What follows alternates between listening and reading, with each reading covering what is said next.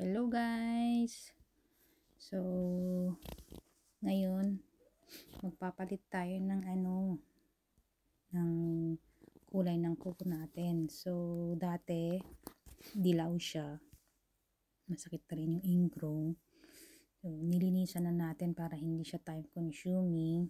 So, dahil tayo rin lang naman ang maglalagay ng Q-Tex sa katawan natin, sa paa natin, uunahin natin yung paa para medyo relax yung kamay mamaya. Kasi yung kamay para hindi siya masagi-sagi. Unless kung may magtaga tayo, kung may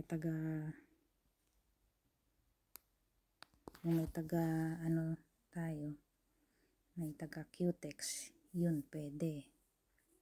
Kaya lang, dahil tayo rin lang naman, kaya kung saan tayo medyo relax at saka hindi nahihirapan, yun, unahin natin yung paa kasi medyo dikit-dikit yung paa. So, ang ikinukulay ko ay green para medyo matagal-tagal na hindi matanggal ang o di kaya matagal-tagal na hindi siya mag-fade. Kasi kung yung mga light colors, kunting alikabok lang, hindi kaya kahit sabon kung naligo, syempre di naiipon yung mga sabon doon, kaya nagkakaroon ng mga puti-puti sa gilid. Pag naiipon yun, hindi natatanggal, kaya sakit sa gilid-gilid. Kaya akala mo ingrown, yung pala yung mga laman-laman na rin, laman na medyo dati naputol, tapos syempre humaba na rin yung mga laman sa gilid-gilid ng mga kuko natin, isa pa din yun. Unless kung naka-sleeper tayo, hindi masyadong nararamdaman. Pero kung naka-sapatos, lalo na kung closed shoes, minsan naiipit, kaya minsan masakit. Pero kung hindi naman sanay yung kuko na nililinisan, tinatanggalan ng ingrown, okay lang, hindi siguro masakit. Pero pag sa amin, na dati nang tinatanggalan, pag tumutubo kasi yung napuputulan, tapos yung pagtubo niya, imbis na paharap, papailalim, kaya minsan masakit na pag naiipit, lalo na pag sakto lang yung shoes natin. Kaya mainam na yung mga hindi nagtatanggal, ituloy-tuloy na lang ninyo, huwag na ninyong pangarapin pang tanggalin kasi hindi maiiwasan na sumasakit, lalo na pag humahaba yung ingrown, iba yung pagkatubo niya, kaya masakit pag naiipit. Pero yung mga hindi tinatanggal, yung mga sanay na hindi tumatanggal, maganda ang pagtubo ng kuko nila, straight siya, kaya sanay, hindi masakit. Tapos tayo na nagtatanggal, kailangan mahaba na yung 1 month, kung hindi mo tanggalin masakit, naiipit. Kaya yung mga may ingrown dapat medyo maluwag-luwag ang size ng sapatos. Kung halimbawa tulad ko 235, ginagawa kong 240, for sure na medyo malambot kasi 235 na ngayong shoes mo, magme-medyas ka pa, naipit pa tuloy. Okay lang pag medyo open shoes na sandal, medyo hindi ramdam. Pero pag nagja-jogging, naglalakad, tapos naka-rubber tayo, ramdam yung sakit. Lalo na pag summer, nagbabulge yung paa natin. Nagbabulge kasi nga mainit. Pero pag winter, malamig, kaya hindi masyado. Pero yun nga, pag lagi ka namang naka-sleeper, napapasukan siya ng alikabok, hindi kaya sabon na naiipon sa tagal na hindi nalinisan, sumiksik sa gilid, yun, masakit. So yan, tapos na tayo sa kaliwa. Sa kanan naman yan.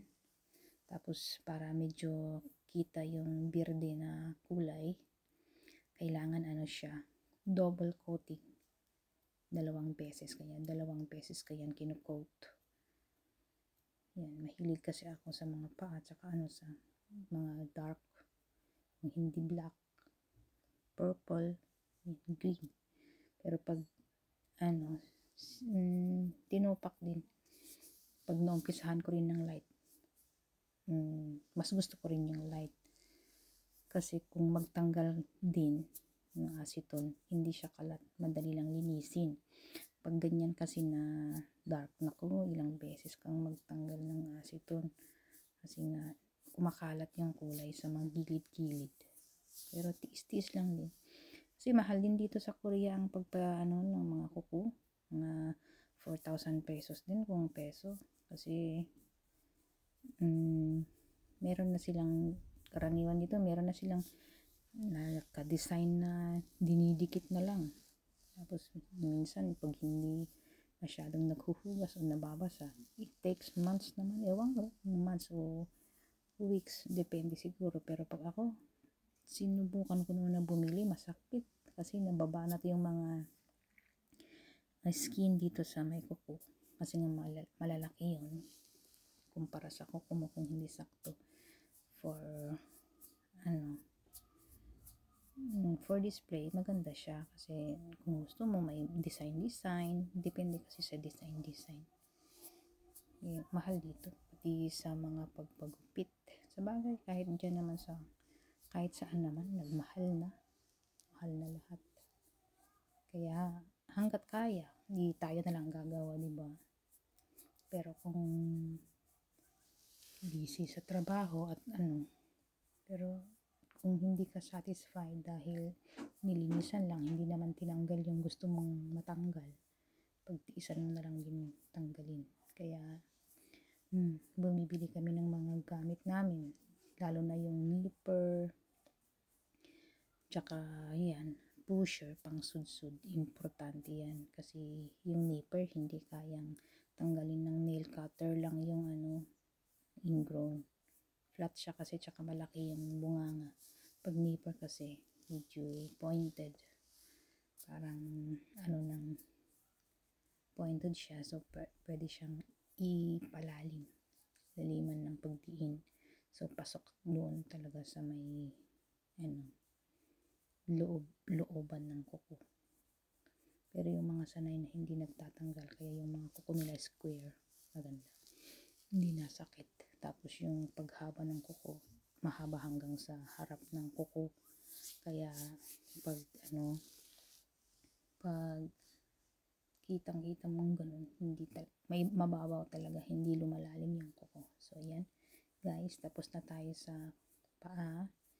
Dahil meron natural yan, lalagyan natin ng natural na cutex para makislap siya. Tapos isang dagdag pa na parang makislap siyang tingnan, tapos pampatibay din para hindi siya madaling magbakbak. Kasi kung yung lang, parang medyo, syempre, cutex na kulayan, mixan pa ng kulay. Pero yan kasi plain lang siya, medyo makapit yung niya. So yan, lalagyan natin yung ganyan para pancak-pancak, sabi nila. Pancak-pancak makislap siyang tingnan, halatang bago, ganun.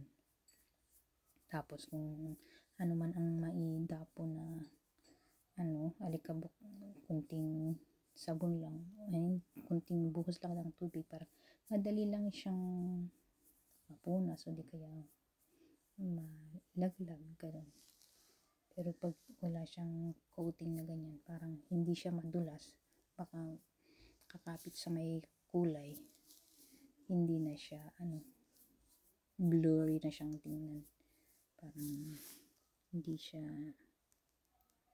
masyadong kaaya.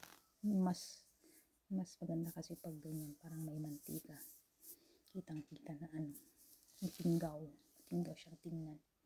So tapos na po tayo sa paa, and then second coating ng plain color. Yung pinakita kong huli, oil po yan, oil, para madali siyang tumigas. Kasi syempre pag nagalaw tayo, pag hindi pa siya tumigas, kung saan nasasagi, syempre tanggalin mo na naman. Tapos Tapos, sana kung isang coating lang, siyempre, dalawang coating na yung green. Tapos, isang coating ulit dun sa plain. Kaya, yan. Oil yan. Nakalagay sa bote na plastic. Tapos, nilagay ko dyan, transfer ko para mas madali siyang ipahid. Hindi mo na kailangan ipahid dun sa may kuko. So, dyan lang sa gilid. Tapos, mas madali siyang matuyo. So, tapos na po tayo sa paa. Sunod po natin yung kamay. Kasi, nilinis ko na muna siya. Silang lahat. Pati yung kamay. Daliri sa kamay. Ay, tapos, para pahiran ko na lang. Kasi kung uumpisahan ko pa ng pagkuskus, ubutin tayo ng kulang-kulang na isang oras. Siyempre, magsasawa rin. Manunood, pati rin yung nag-video, mangangawit din yung kamay. Yan. So, dahan-dahan para hindi siya maglampas. Kasi kung maglampas-lampas, yung pagtanggal mo ng aceton, baka konting sagi, na naman, ulit na naman. Para at least, kung yung mga slight na lampas lang naman, pwede nang linisan yan ng kapag katagalan, pag naghugas, kusang malalaglag na rin yan. Yun. Kapag nagpalinis ka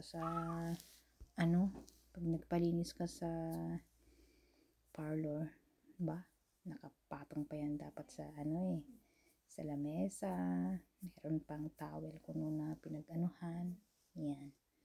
Pero dahil tayo rin lang naman, so be it. Make your own satisfaction. At least it's free, di ba? Just to please your own self and then satisfy your own. Kasi free naman. Wala naman tayong pinagod kundi sarili natin. So it's our choice to so it's our choice to make our own satisfaction. So, kung gusto natin ng hindi mahirapan, syempre, magbayad, pag-ayaw. Tayo na lang mag-cutex ng kuko natin. Ganun lang yun, di ba? Yun, kung gusto mong makatipid, ikaw na lang maglinis. Gusto mo ng simple lang, gusto mo ng art, ikaw na lang yung bahala. Yun lang yun. Kanya-kanyang choice. Yung second coating, yan. Lalagyan natin ng second coating. And then, lalagyan natin ng natural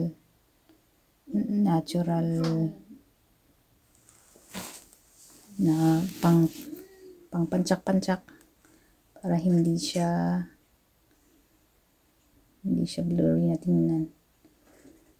Yan, dahan-dahan. So, libre naman yan. Make our own satisfaction.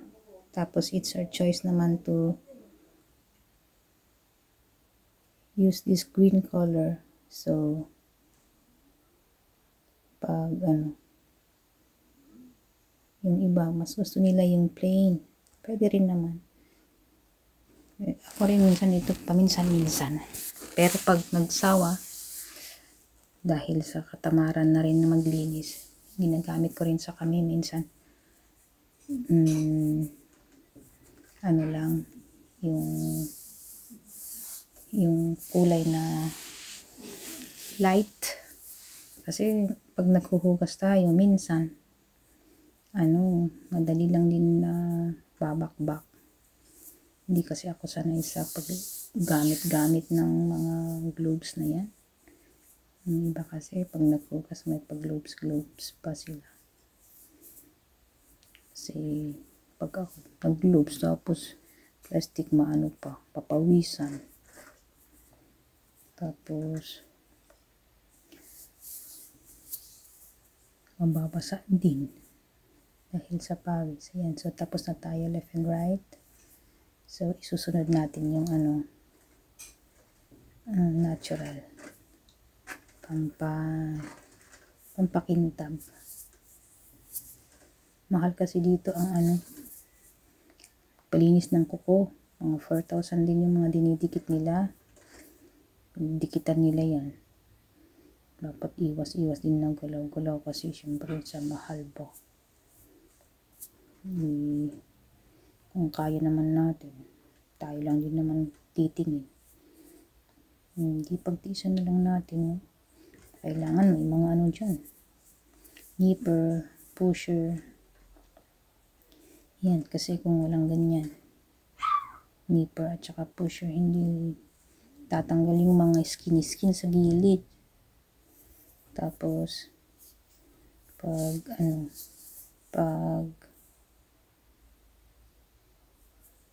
sumobra, yan, tatanggalin natin yan. Gagamitin natin ng acetone.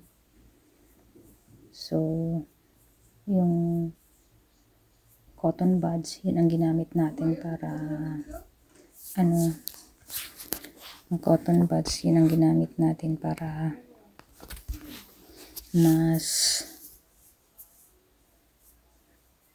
controllable yung pagbawas niya. Kasi kung hindi ganyan, baka pag cotton ako, masapawan niya yung ibang parts ng kuko. Yan na naman. Ayan. So, isunod na natin yung natural. Ayan. So, after ng natural, sunod natin yung oil. Tapos na. Hintay lang natin ng ilang minutes and then end. That's the end. And that's the natural. Ayan. Natural. Ayan. Medyo mas makintab siyang tingnan kesa pag walang natural. Ayan. Kahit 2 to 3 lang na pahid. Hindi naman tayo masyadong expert. May mga expert pa dyan. Pasensya na po. Hanggang dyan lang ang asset natin. Asset. Yan. Next. Oil. Oil. Yan. So, lagyan natin ng oil pampatuyo. Pampatuyo ng kuko.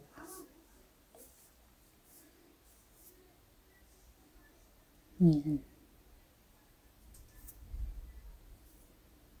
Lagyan natin sa gilid-gilid. Huwag na doon sa ibabaw ng kuko. Gilid lang. Yan. So, dyan tayo nagtatapos. Then, next, right. Yan. Natapos din. Oh, di ba? Ganon lang siya kasimple. Sa sunod, gawa tayo ng may design. Kapag magpalit ulit tayo. Yan. So, finally, done. Yun. So, dyan. Thank you guys for watching. Yan. I'm changing the color of my nails from yellow to green. Thank you for watching. Please like and subscribe. God bless you all. Bye. Yan. So, yan. Pinapakita ko lang yung mga pinagkagamitan namin. Marami rin kaming options. Pero, isa lang ginamit ko, green. Pwede rin minsan iba sa paa, iba sa kamay. Pag hindi rin kasi nagagamit itong mga to, titigas. Pag nabuksan na. Kaya dapat pag may time, sinipag ba? Sinipag. Palit-palit din. Pero minsan kahit hindi kasi pagin, mapapapwersa ka na magtanggal. Di kaya maglinis dahil masakit talaga yung ingrown. Kaya kailangan magpalit. Yan. So, isa na. Yun yung bahay ng oil. May dalawa kaming nipper dyan, dalawang nail cutter kasi kung magsabay kami ni Ate Beth, isa kami. Habang nanonood yung binan ko. Minsan di maiwasan ang sugat, kaya meron kaming betadine. Yun yung pink na yan, pang hiwa-hiwalay sana sa paa kasi kung mag-cutex dikit-dikit.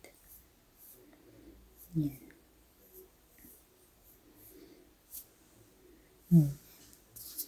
Yung mga naglilinis ng kuko na katulad ko, naintindihan nila yan. Siyempre, meron din sila yan. Cuticle remover, nail cutter, nipper, pusher, tapos yung cotton, tapos yung oil, yan. Meron din tayong dyan, liha kung gustong nipisan yung yan. So, napagod yung pa ako na nakabaluktot, inunat ko rin yung kamay ko. Yung may puntahan, at least medyo presentable naman. Ngayon lang ako nakapagpahaba kundi ng kuko dati, napuputol ang kuko ko. Medyo kumapal-kapal. Pag anemic ka, minsan, yan yung cause ng pagpuputol-putol yung kamay. Ay kuko, nagkakak yan. Nakailang injection din ako, once a week injection. Tapos 1 month medicine. Yan. Kahit pa paano, may nagawa rin tayo sa araw na to. Yan. Thank you for watching. Bye. God bless.